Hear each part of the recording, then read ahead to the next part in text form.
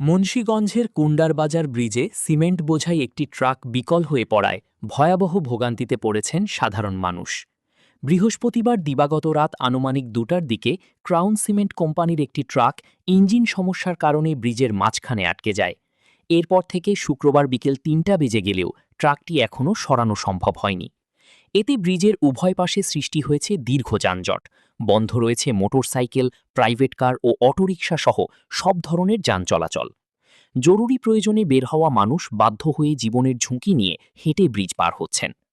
সরাসরি ঘটনাস্থলে গিয়ে দেখা যায় ট্রাকটি এমনভাবে আটকে আছে যে সাধারণ মানুষের চলাচলের জন্যও পর্যাপ্ত জায়গা নেই। এতে নারী, শিশু ও বৃদ্ধদের চরম দুর্ভোগ পোহাতে হচ্ছে।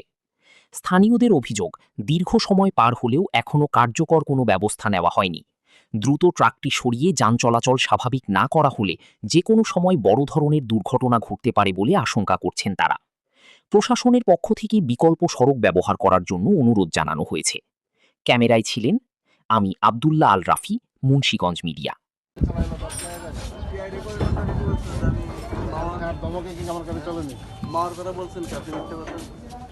আমার বিয়ে লাগে আমার